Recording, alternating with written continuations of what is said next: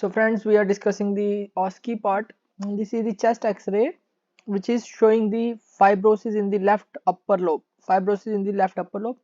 So the examiner will ask, how will you describe this X-ray? Then you will say, this is a PA view of the chest. This is a PA view of the chest showing the non-homogeneous opacity or non-homogeneous haziness. It is not opacity. It is showing the non-homogeneous haziness in the upper zone of the left lung with shifting of the trachea and cardiac apex towards the left side. So it is a non-homogeneous haziness in the upper lobe, non-homogeneous haziness in the upper lobe of the left lung with shift of the trachea and the apex towards the left side. So for fibrosis you will say non-homogeneous haziness. Then there is also crowding of the ribs at the left upper chest is seen. There is crowding of the ribs at the left upper chest is seen. There is crowding of the ribs in the left upper chest. Left hemithorax is smaller than the right hemithorax. So the left hemithorax is very small than the right hemithorax. And both the costiophrenic angles are clear and diaphragmatic contours are also normal. So this is PA view of the chest showing the non-homogeneous opacity in the non-homogeneous haziness in the upper zone of the left lung with shifting of the trachea and the cardiac apex towards the left side. Crowding of the ribs is seen on the left upper chest and left hemithorax is smaller than the right hemithorax. Both the costophenic angles are clear and diaphragmatic contours are normal. Other points are within normal limit. Then in a chest X-ray of fibrosis, what other things you will look for? You will look for fibrotic bands. You will look for fibrotic bands. You will look for fibrosis and bands, fibrotic bands. You will also see the pulled up hilum, and tenting of the diaphragm, which are absent here. So the fibrotic bands, pulled up hilum, and diaphragmatic tenting is absent here. So what is your conclusion? You will say this is the fibrosis of the upper zone of the left lung. So it is the fibrosis of the upper zone of the left lung. So it is fibrosis of the upper zone of the left lung. Then what are the differential diagnosis of such an X-ray? If the examiner gives you the fibrotic X-ray, then what will the differential you will keep in your mind? First is your fibrosis. You will say it is fibrosis. Then what other differential you can say? It is pulmonary tuberculosis, pulmonary TB, primary type pulmonary tuberculosis. Then you can say it is resolving bacterial pneumonia, resolving bacterial pneumonia. Then it could be thickened pleura, and it could also be localized bronchiectasis, You can say it is localized bronchiectasis and alveolar cell carcinoma. So what are the differential of such an X-ray where there is non-homogeneous opacity seen in the upper zone? You can say it could be fibrosis, it could be pulmonary tuberculosis, it could be resolving bacterial pneumonia, or it could be thickened pleura. Thickened pleura can also looks like a non-homogeneous haziness in the upper zone, and it could be localized bronchiectasis and alveolar cell carcinoma. So these are the differentials for fibrosis or the differentials for localized haziness. Then what are the causes of fibrosis of the lung of cardiac origin? So fibrosis is occurring in the lung because of heart. So what are the causes? First is mitral stenosis, and another thing is pulmonary infarction. If there is multiple pulmonary infarction. So the fibrosis of cardiac origin is mitral stenosis and pulmonary infarction. Then the examiner can ask what are the differential features difference between fibrosis and collapse. So the examiner can ask this question. So the fibrosis is chronic process and collapse is acute process. So fibrosis is chronic, collapse is acute process.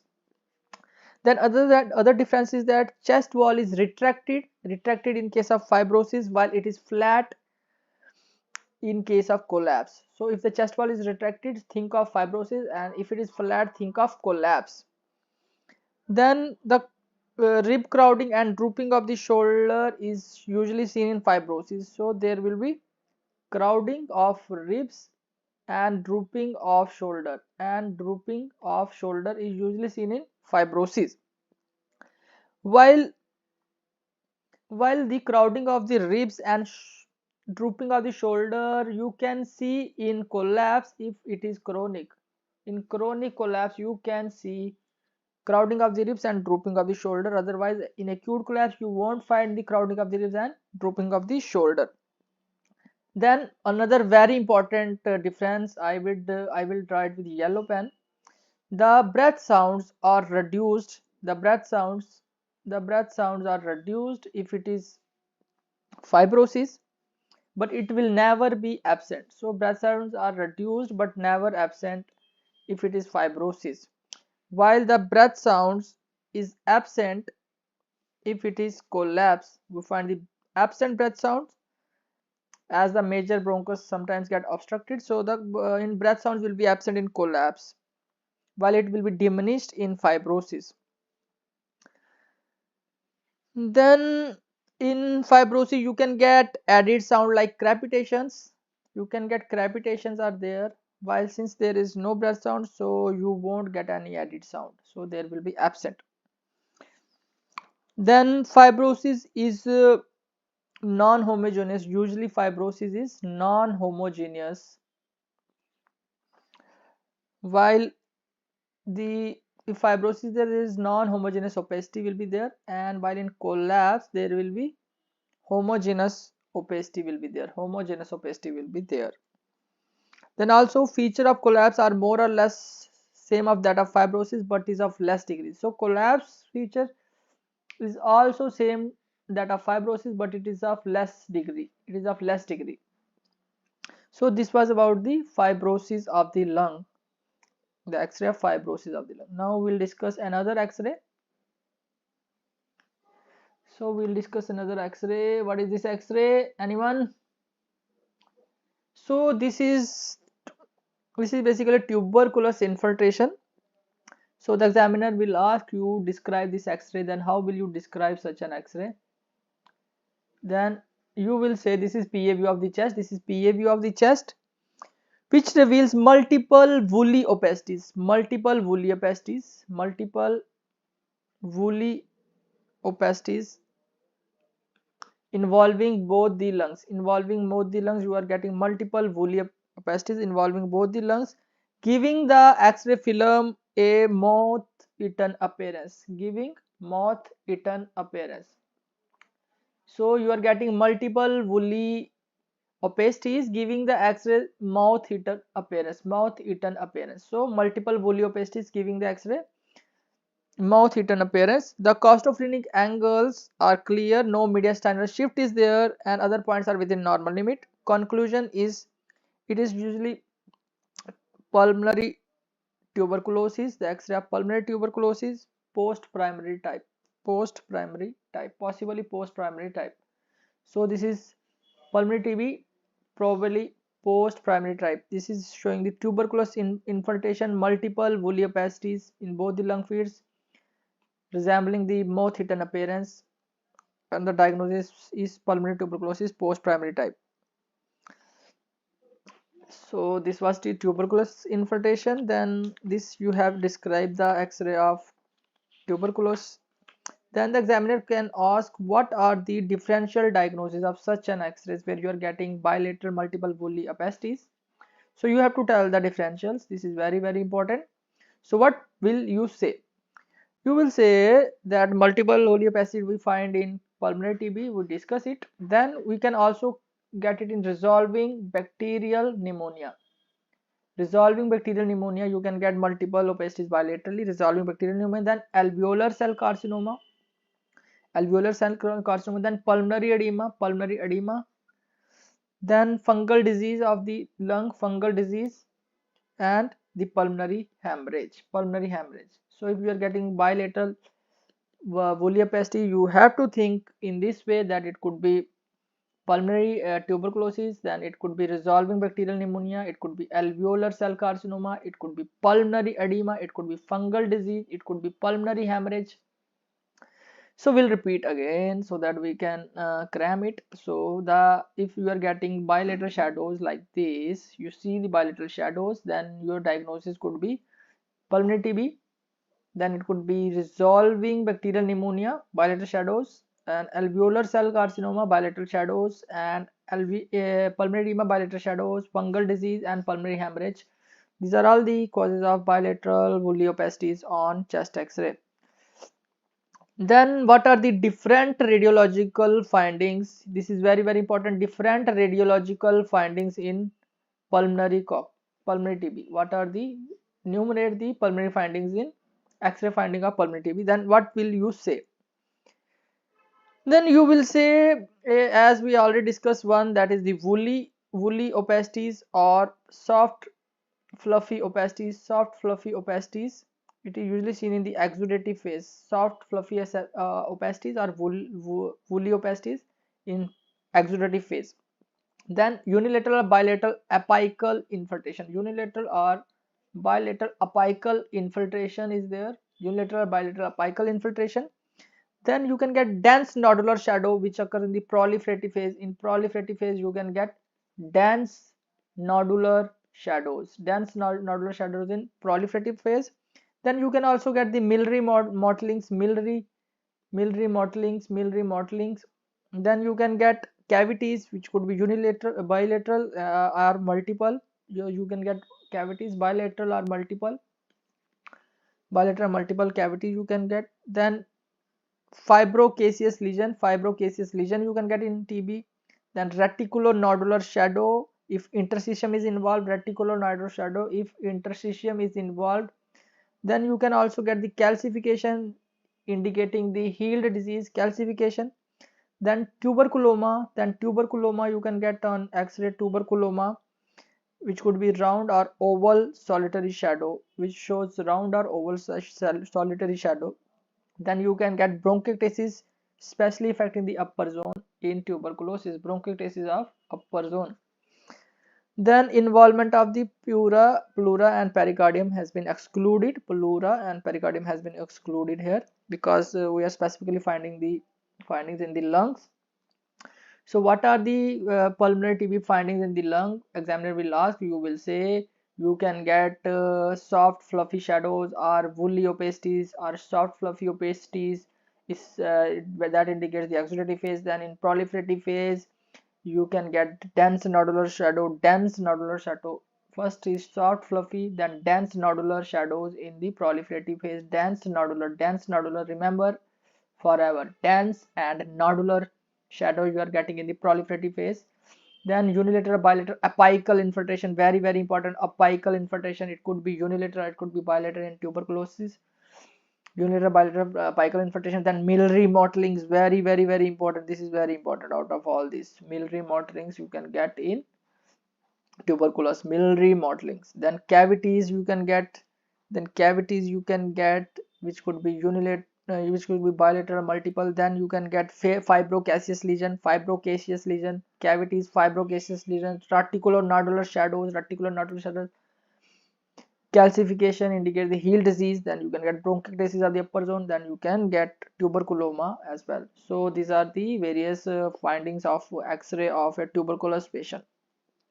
So we'll revise quickly. So soft fluffy shadows, apical infiltrations, dense nodular shadows, Millery mottlings, cavities, fibrocaseous lesions, reticulonodular shadows, calcification, bronchiectasis, tuberculoma. All these you will get in pulmonary tuberculosis. So what are the features of TB activity in a patient? So how will you know that TB is active in a patient? So we'll summarize. First is the AFB is present in the sputum. It means tuberculosis is active. That is AFB is present in the sputum. That is sputum positive indicates the activity. Then patient having tuberculosis having the symptoms of fever, night sweat, anorexia, malaise, loss of body weight and cough, malaise, cough, loss of body weight. These are all indicate the patient is having active tuberculosis. So if you are getting sputum positive, fever, night sweats, anorexia, malaise, cough, loss of weight, all these features suggesting the TB is active. Then crepitation after coughing are often diagnostic of tuberculosis. So crepitation, as you ask the patient to cough, after that the crepitation you are hearing, that is called as the post-tussive or post-cough crepitations, which you hear, is often diagnostic of tuberculosis. So post-tussive crepitation is very very important. Post-tussive crepitation indicates the disease is active. Then a high ESR may also indicate disease activity. Then what are the radiological features of activity is, radiological features are presence of cavity, then soft shadows we already discussed. Then in case of extensive shadow, activity is very high. You can get either soft shadows very small, or you can get extensive shadows. So you are getting shadows, you are getting cavities, and progression of the shadows in spite of the treatment. So if shadows are increasing, that indicates the disease activity. Increasing shadows or increasing, that also indicates the disease activity. Then surest sign of activity is sputum positivity in direct smear.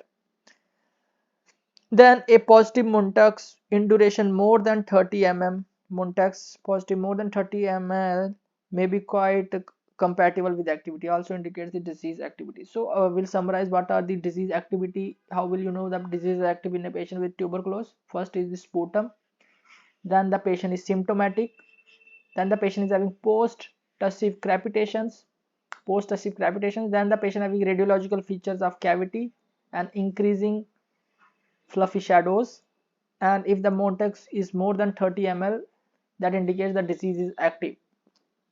Then what are the types of pulmonary tuberculosis? So another question, what are the types of pulmonary TB? What are the types of lung TB? So it could be pleural, it could be parenchymal, and it could be involving the airways. So what are the airway tuberculosis? It could be laryngitis, it could be bronchitis. What are the pleural TB? It could be pleurisy, it could be pleural effusion, it could be pneumothorax, it could be hydropneumothorax. And what are the parenchymatous TB? It could be primary, it could be progressive, it could be post primary, it could be miliary, and it could be cryptic miliary. So we'll repeat, what are the types of pulmonary TB? You know, the examiner can ask, you will say it could be pleural, it could be parenchymatous, it could be airway TB. In the airway, it could be laryngitis, it could be bronchitis. In the pleural TB, it could be pleurisy, pleural effusion, pneumothorax, hydropneumothorax. In parenchymatous, it could be primary, it could be post-primary, it could be primary progressive, and it could be miliary, or it could be cryptic miliary. So these are the various types of pulmonary TB, you know. So the examiner can ask, what is primary complex? What is primary complex? Primary complex is also called as the Ghon complex. So what is it? There will be hilar lymphadenopathy with draining lymphatics and with the tuberculous focus.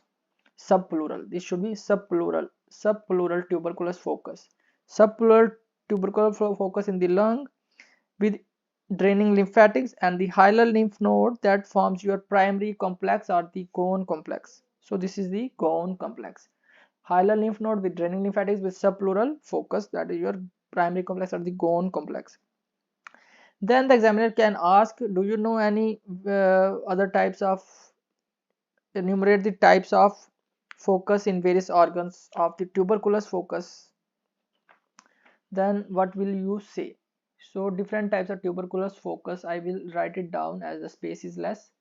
So the different focus of TB in different organs. Focus of tuberculosis in different organs.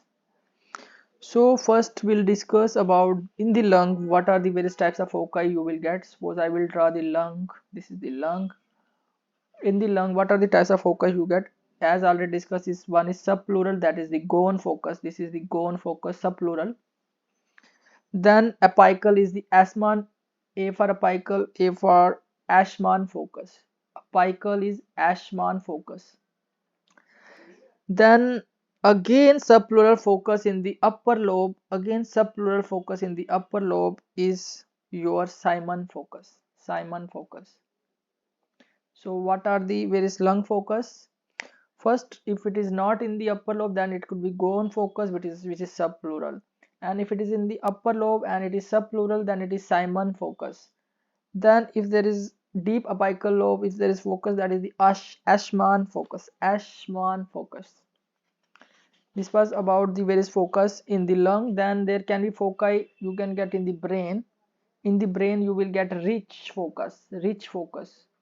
Rich focus. In the brain you will get the rich focus. Then in the liver you will get Siemens focus. It is not Seaman, it is Siemens focus. Seaman you will get in the TV, that is in the apex region, that is subpleural. While if in the liver you are getting, that is your Seaman focus, that will become your Simon focus. Then in the blood vessels, in the tunica intima, you can get the focus, and that focus is called as the Vigard's focus. Vigard's focus. Then besides these, there are primary lymph nodes, spleen, renal, and intestine focus. Spleen, renal, intestine focus, and lymph node focus are also there. Then one question is there. The examiner can ask how post-primary tuberculosis develops. Then what will you say? How this post-primary TB develops? Post-primary TB develops because primary infection has occurred. Then how can the post-primary TB occurs? You will say there is direct progression of the primary tuberculosis. Either there is progression of primary TB. There is progression of the primary TB, so get post-primary tuberculosis, or there is reactivation of the primary lesion. Either a progression or there is a reactivation of primary lesion. Reactivation of primary lesion, or there is hematogenous spread to the other lungs. Hematogenous spread to the other lungs, or there is exogenous reinfection. Exogenous reinfection. So what are the how you develop the post primary tuberculosis? First, there is a progression of the primary TB, or there is a reactivation of the primary tuberculosis lesion, or there is hematogenous spread to the other lung, or there is exogenous reinfection. So this is how the post primary TB develops. Then what are the factors that are implicated in causing the reactivation of the latent TB or reinfection? So how the reactivation of TB, of the latent TB occurs? So this can be the possible question. Examiner can ask how the reactivation of TB occurs. Then you will say any immunocompromised patient like HIV. HIV usually involving the lower lobes, and cavities are rare. And involve the lower lobes. So HIV can cause reactivation. Then diabetes mellitus, then immunocompromised therapy like steroid, or like patient is taking biologicals or chemotherapy, that means immunocompromised, or severe undernutrition. Then if the patient is having end-stage renal disease, or patient is having malignancies, patient is old, there is silicosis. So reactivation occurs because of these immunocompromised states like HIV, diabetes, immunocompromised, undernutrition, end-stage renal disease, malignancy, old age, silicosis. Then tuberculosis commonly affects the upper zone of the lung, but with associated immunodeficiency, lower and mid zones may be involved. So this can be the possible question. Usually what happens, that TB जो होता है, TB usually affects the upper lobe. But if you are seeing an immunodeficient individual, then in that case you may get lower and mid zone involvement of the tuberculosis. Then examiner can ask what are the enumerate the complications of TB. Then what will you say? So there are so many complications of TB. first you remember that there is hemoptysis. You all know that there is blood from the sputum. Hemoptysis is first complication. Then in the pleura it can either cause pleural effusion, or it can cause empyema thoracis related to fluid. It can cause pleural effusion, or it can cause empyema thoracis, and related to air it can cause pneumothorax or hydropneumothorax. Hydropneumothorax, it can cause pneumothorax or hydropneumothorax.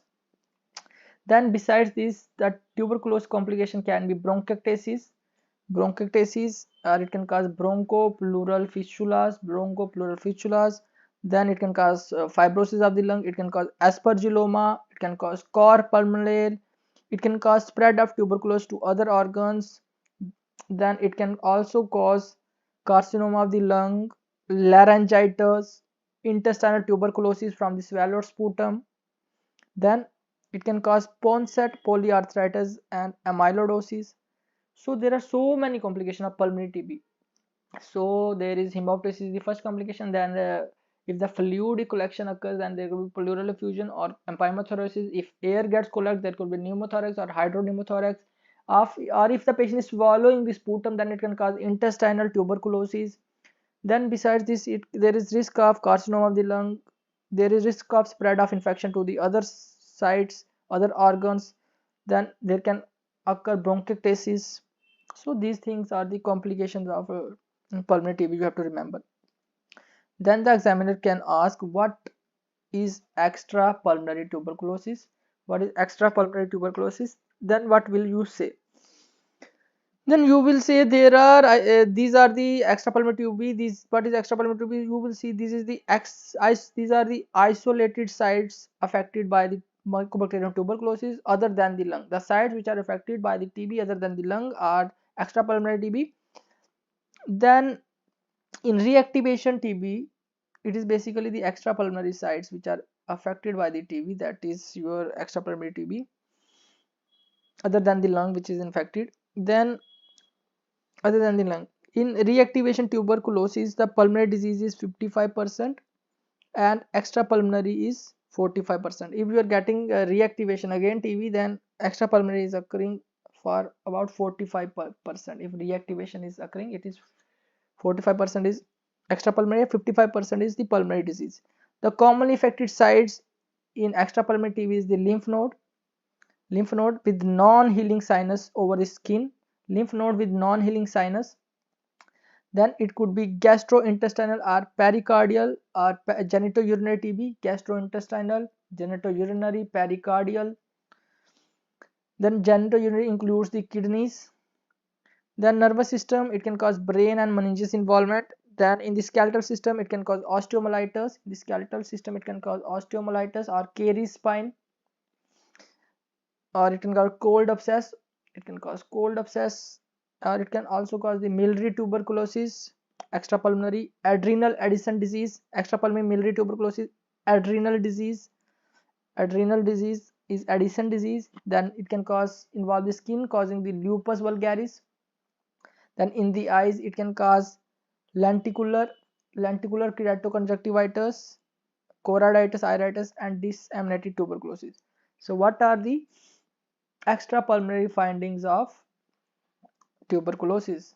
So extrapulmonary findings, extrapulmonary organs which are affected by the TB is your, so there are various extrapulmonary sites. So lymph node is the most common site extrapulmonary. Then it could be gastrointestinal, genitourinary, pericardial. In the genitourinary, kidneys involved. Then skeletal muscle system, it can cause osteomyelitis, it can cause caries spine, it can cause cold abscess. Then it can cause lupus vulgaris in the skin. In the eyes, it can cause keratoconjunctivitis, lenticular conjunctivitis. Then it can cause extrapulmonary miliary tuberculosis. It can cause disseminated tuberculosis. So these are the various extrapulmonary tuberculosis findings. Then what are the common causes of apical shadows? This is very, very important. Apical shadows, what are the differentials of apical shadows?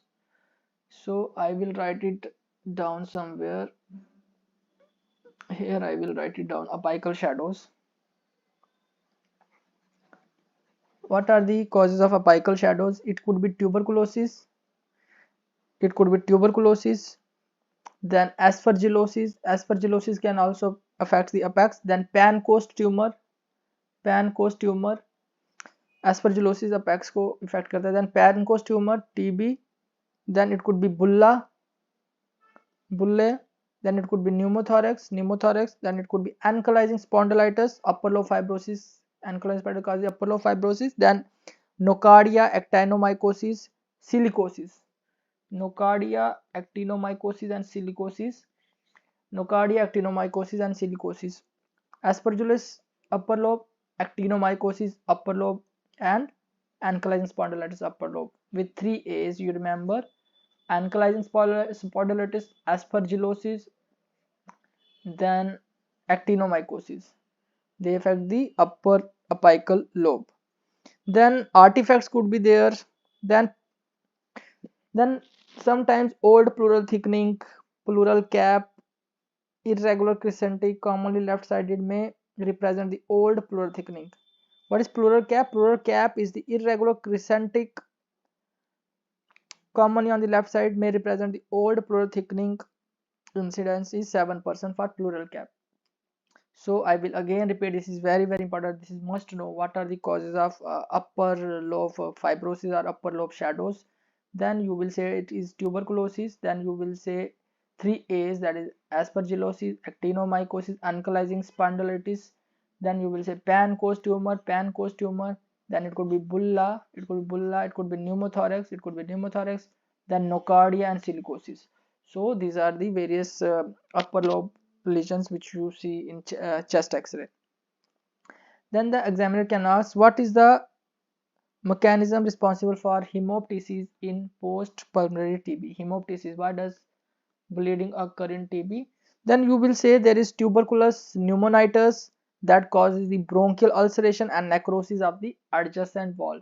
So there is tubercular pneumonitis that causes the bronchial ulceration and necrosis of the vessel wall. Bronchial ulceration and necrosis of the vessel wall. Bronchial ulceration and necrosis of the vessel wall. Then there is a very important rupture of the Rasmussen's aneurysm. Rupture of the Rasmussen's aneurysm. This is rupture of Rasmussen's aneurysm. Rupture of the Rasmussen's aneurysm.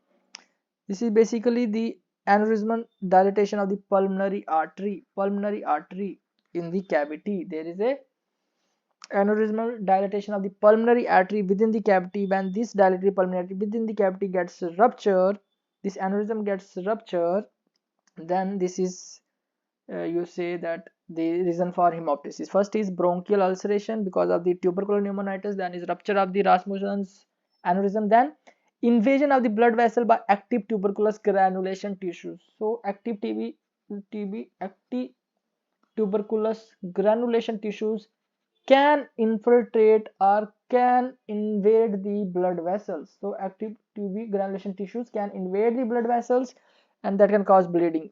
Another thing is that oozing from the wall of the active cavitatory lesion. There can be oozing from the wall of the active cavitatory lesion that can also cause your hemoptysis. Hemoptysis may result from aspergillosis in tuberculous cavity. So hemoptysis may result from aspergillosis also. And lately post-tuberculous bronchiectasis or scar carcinoma may also lead to hemoptysis. So एक तो aspergillosis can cause the hemoptysis. Beside this there is scar carcinoma. Then scar carcinoma and post-tubercular bronchiectasis can also cause your hemoptysis. So these are the causes of hemoptysis for TB. Then how will you investigate a case of tuberculosis? So how will you investigate? We will write it down, the investigations for TB. So what investigation you are going to do? First you are going to do routine investigations, CBC, TLC, DLC, ESR. In CBC you find that anemia, there may be anemia, HB will be low, and you can also find there will be lymphocytosis and there will be high ESR. There will be anemia, lymphocytosis, high ESR will be there in TB. Then in X-ray you will find the apex will be affected mostly. Then you will do the Montauk's test. In the Montauk's test you will see there is a negative. If there is a negative reaction, is generally rule out the tuberculosis. There is no tuberculosis, but a positive reaction, that is the induration more than 10 mm, is observed if there is tuberculosis, whether healed or active. So what is the induration? More than 10 mm in Montauk's test you will look for. In immunocompromised, more than 5 mm is enough. Then it indicates the active or healed TB. Active or healed TB. So the word here is, it could be either active TB or it could be healed TB. It is often said that a 3+ reaction, that is more than 30 mm, which may ulcerate, or a positive reaction below 5 years of age, non-BCG vaccinated, indicates active TB. So if it is more than 30 mm in duration or a positive reaction below 3 years who is non-vaccinated, indicates active TB. So what are the findings for active TB? Already discussed previously also, more than 30 mm. So write somewhere big, more than 30 mm means active TB. More than 30 mm means active TB, or if a child is less than 3 years who is non-vaccinated, indicates, if there is positive reaction in below 3 years, that indicates active TB. Then this was about the Montauk's. Then you can also do the sputum examination. Sputum examination for acid-fast bacilli for consecutive 2 days as per the RNTCP, or detection of acid-fast bacilli in the gastric aspirate or gastric lavage in the children, or search for the acid-fast bacilli from the laryngeal swab, bronchoalveolar lavage in selected cases. So what are the specimen you take? You can either take sputum, you can do the bronchoalveolar lavage, you can do the gastric lavage in children, or gastric aspirate in children for localizing the sputum for AFP. Then biopsy of the cervical lymph node you can do, and you can also examine the pleural fluid in selected cases. So biopsy of the cervical lymph node and examination of pleural fluid in selected cases. Then culture of the sputum for mycobacterium tuberculosis in Algae medium, that is the Lowenstein-Janssen medium. Result usually comes within 8 to 12 weeks. So Algae medium you can culture in Algae medium, but it takes time, that is 8 to 12 weeks. It takes 8 to 12 weeks. The result will come after 8 to 12 weeks. So not suitable Algae medium. Then the new diagnostic techniques, I will write it somewhere here. The new diagnostic techniques. So I will write somewhere here. What are the new diagnostic techniques for diagnosing the TB? New diagnostic techniques for diagnosing TB. First is ELISA. You can go for ELISA, IG. The new techniques are costly and not routinely practiced. You can go for ELISA, which is IgG or IgM. Not much useful as the bacilli contains the complex antigen structure having high specificity with low sensitivity. The result is not dependent on tuberculin test or the BCG vaccination status. The result is not dependent on the tuberculin test or BCG vaccination status. So it is not of much useful. You detect the IgG or IgGM since it is more specific and not much sensitive, so it is not useful. Then you can also see the ADA activity, adenosine deaminase activity in the pleural fluid, pericardial fluid, ascitic fluid and CSF. Then you can also do the detection of tuberculo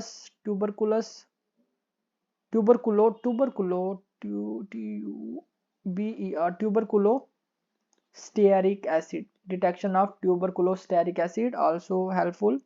Then PCR for TB from sputum, pleural fluid, CSF or blood to detect the mycobacterial DNA. PSR for detecting the DNA. PCR for detecting the DNA of tuberculosis. Then radio-labeled DNA and RNA probes specifically for different mycobacterial species. Identify organism in culture, nucleic acid amplification assay. So you can also do the radio-labeled DNA, RNA probes, nucleic acid amplification assay. Then BACTEC test.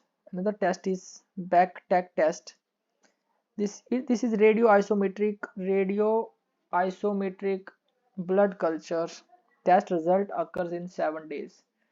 Radio isometric blood culture results come in 7 days. So this was about your tuberculosis investigation of a suspected pulmonary TB.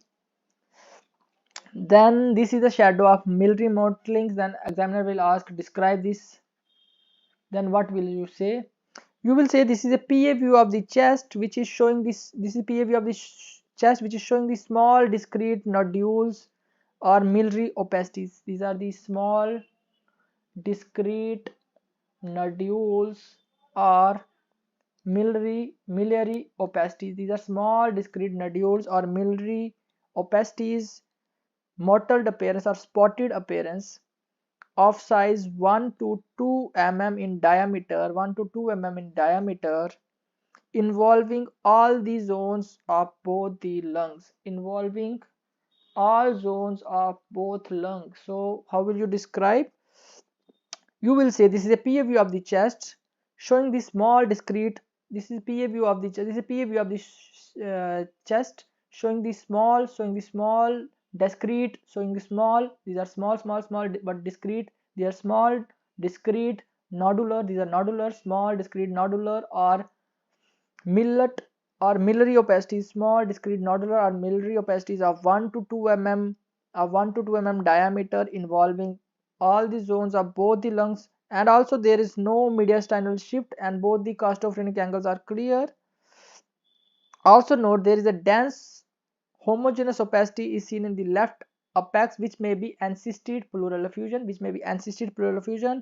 benign tumor of the lung, or it could be benign tumor of the lung, encysted pleural effusion, or benign tumor of the lung, or soft tissue shadow, Other points are within normal limit. So this is usually kept in the exam, so you should know how to speak. So you will say this is a PA view of the chest. This is PA view of the chest showing the small discrete nodular or Milroy opacities of 1 to 2 mm in diameter, involving all the zones of both the lungs. And you can also note there is a homogeneous opacity, small homogeneous opacity, a dense homogeneous opacity seen in the left upper lobe, which may be encysted pleural effusion or a benign tumor or a soft tissue shadow, Other trachea and cardiac apex is within normal limit. Other points are within normal limits. Costophrenic angles are clear. So this is how you will describe the Milroy X-ray. So this is a PA view of the chest showing the small discrete nodular shadows of 1 to 2 mm in diameter and involving both the lungs and all the zones, and there is a small opacities in the left upper zone, most probably a soft tissue shadow or a benign tumor or a encysted pleural effusion. So what is your conclusion for Milroy shadow? Then you will say probable differential diagnosis of Milroy mottlings in chest X-ray. Then you have to say this. This is very important in the exam. This is asked. It could be active Milroy tuberculosis, generalized. It could be active. First is it could be active Milroy tuberculosis. It could be Milroy tuberculosis. Then it could be tropical eosinophilia. Then it could be Milroy carcinomatosis. Then it could be pneumoconiosis.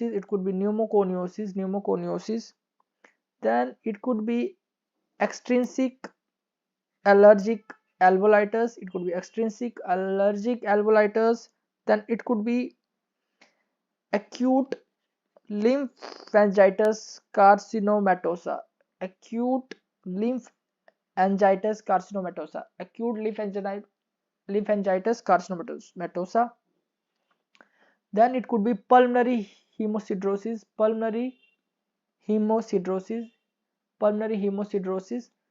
Then it could be sarcoidosis. Or it could be fungal disease like histoplasma or coccidomycosis. It could be histoplasma or coccidomycosis. Then there are some miscellaneous causes like collagen vascular disease, post chickenpox, bronchopneumonia post chickenpox. Then it could be mycopneumonia. It could be mitral stenosis having pulmonary hemosiderosis from recurrent hemoptysis.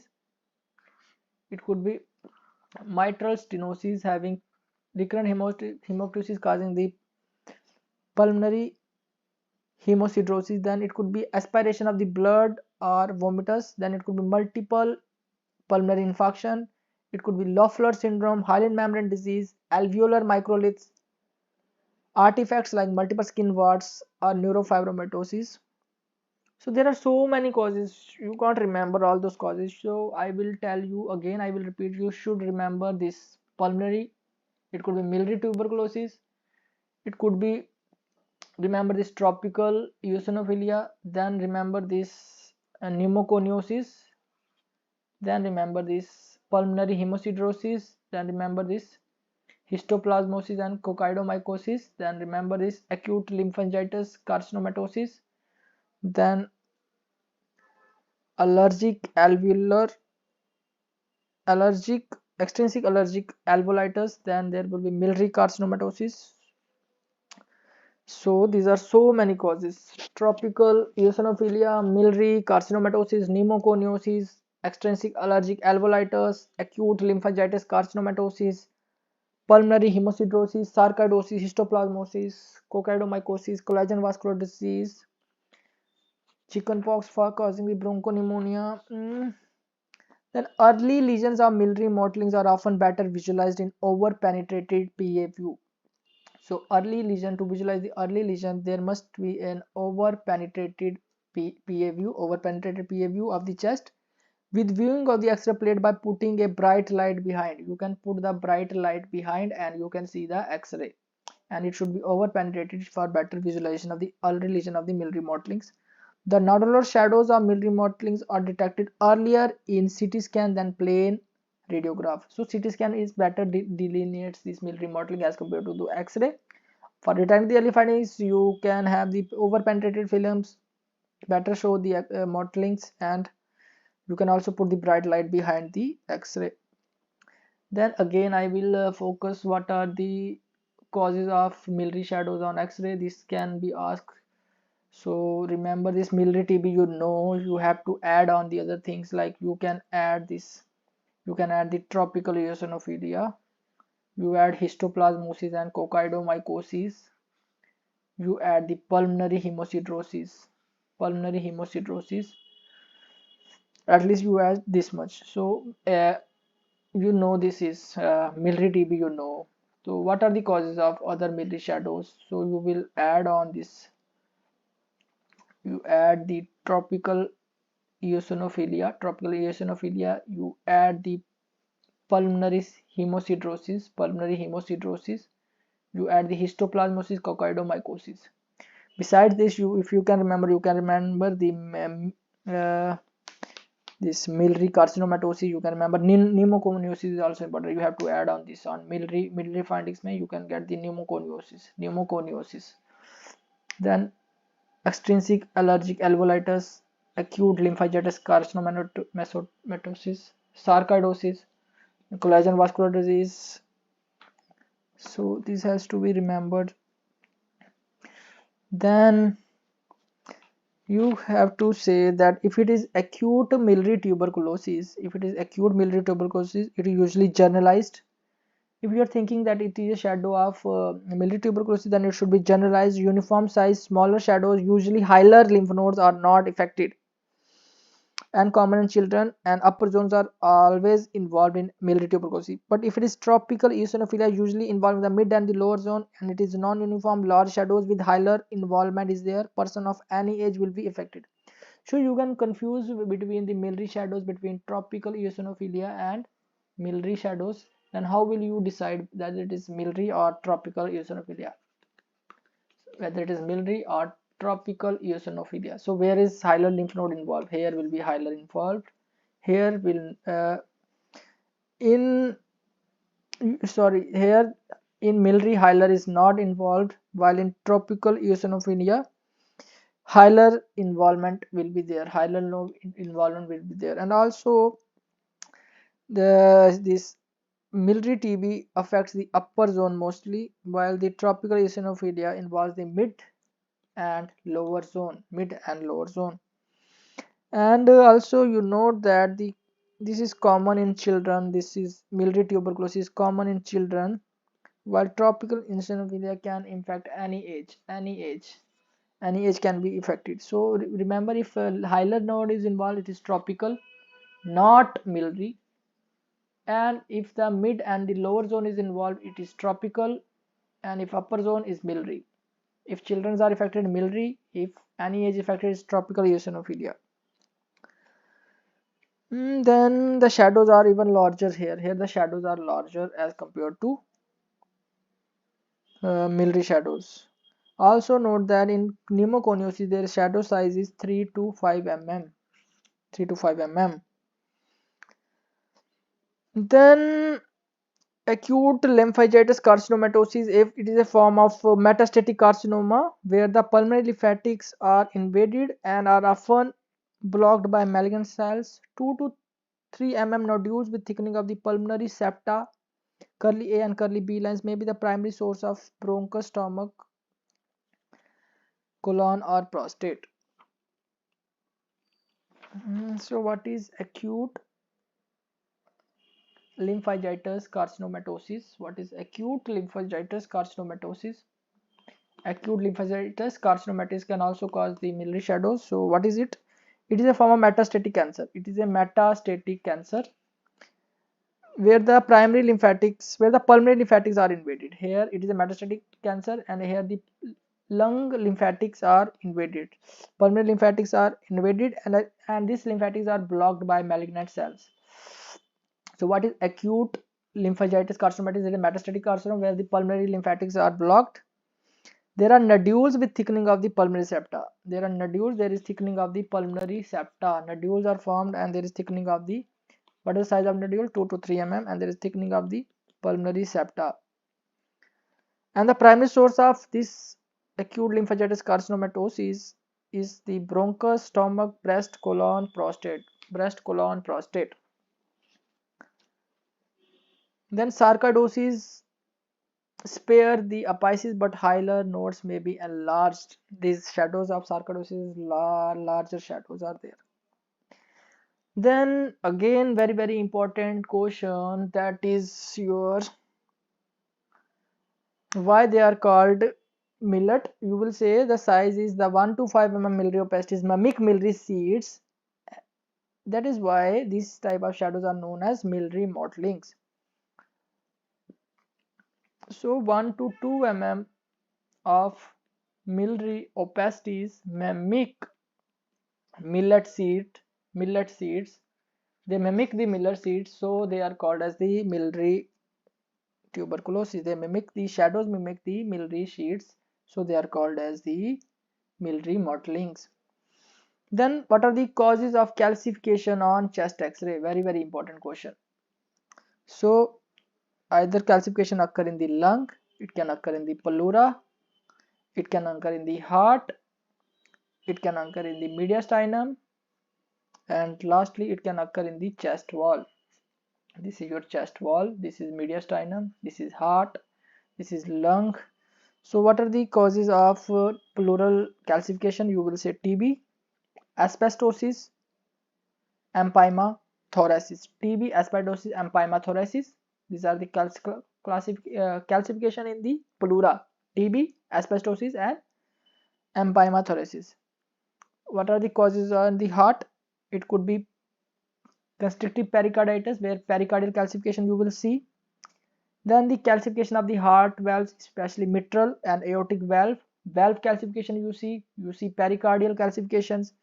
Then you can see calcification of the coronaries, calcification of the coronary arteries.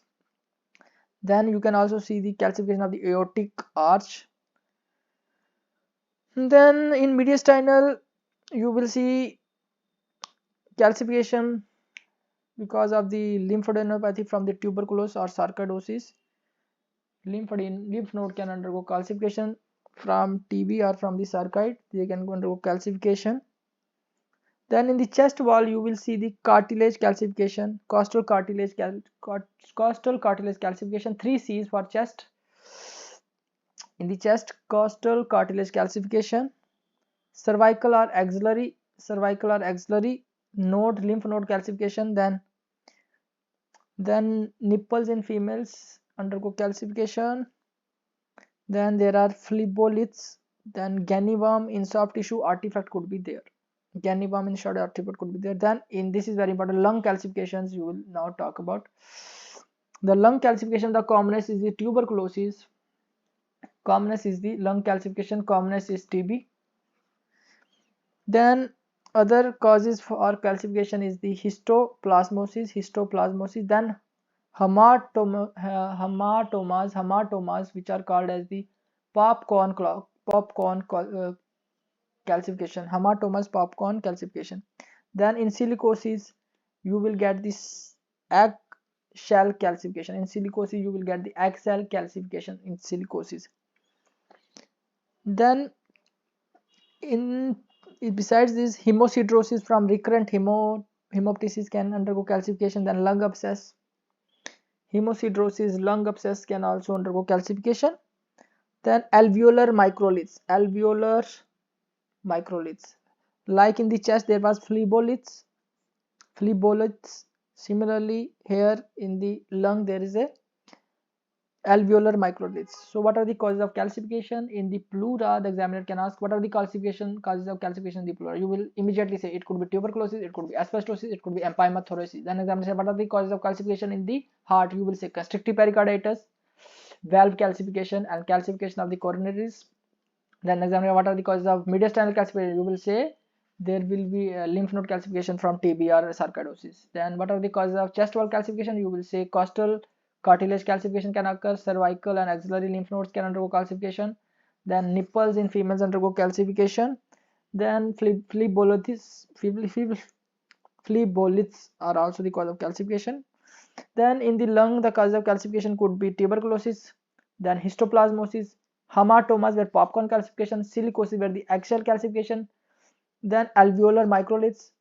Besides that, hemosiderosis and lung abscess undergo calcification. So this was about the miliary tuberculosis.